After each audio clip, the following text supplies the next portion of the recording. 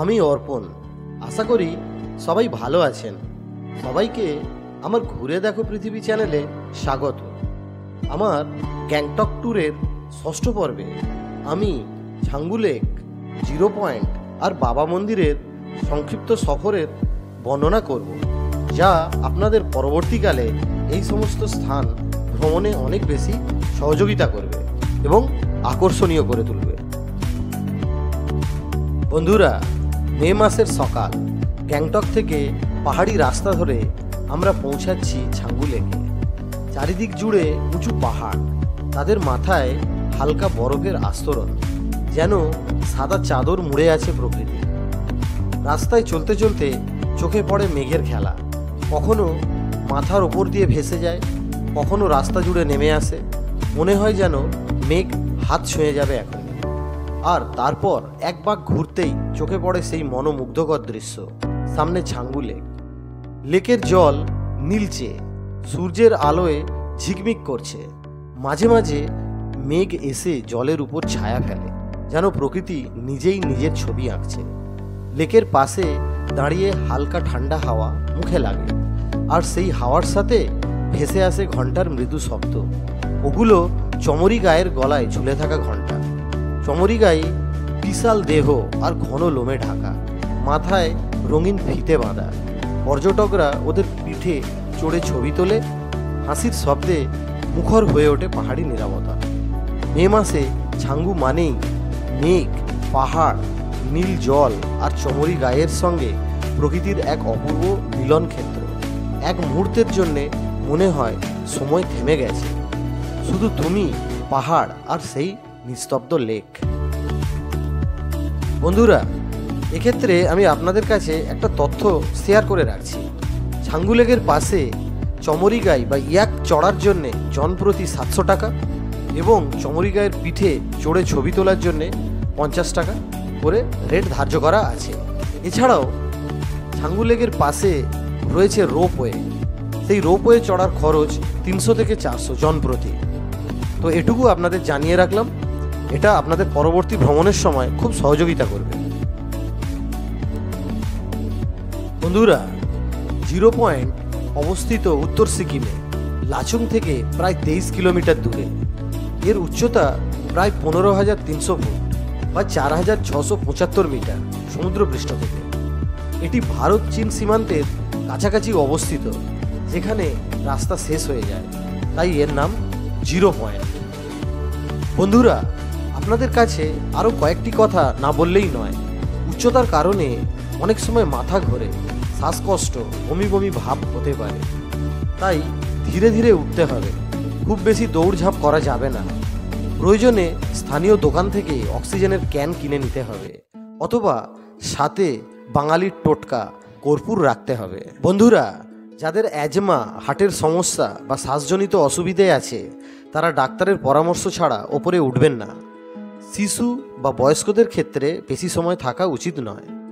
পর্যাপ্ত জল, dry fruit, chocolate, biscuit, energy bar এবং এনার্জি ড্রিঙ্ক সাথে রাখতে পারেন।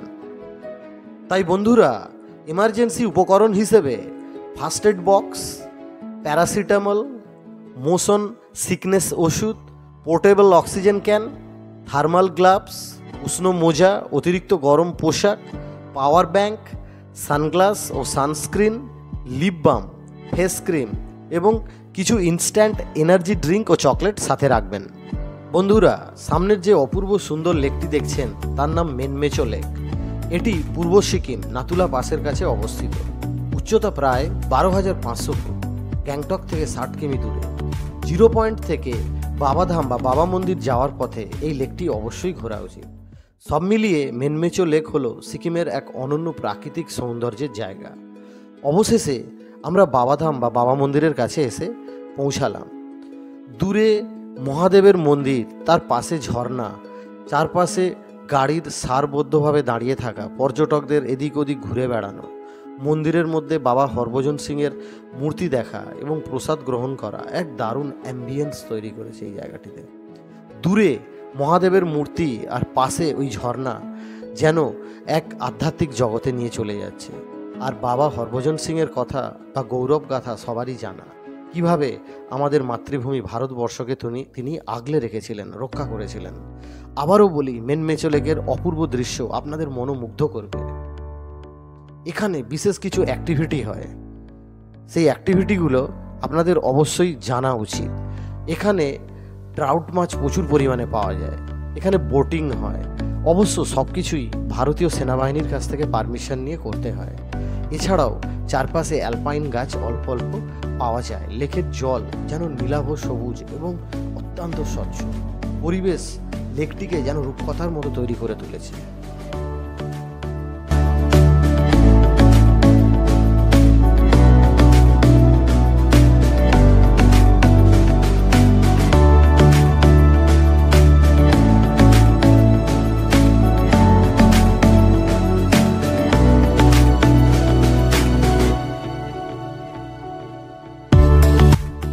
বন্ধুরা, ফেরার পথে গ্যাংটকে আসার সময় আবারও সেই ছাঙ্গু লেকের পাশ দিয়ে ফিরছিলাম।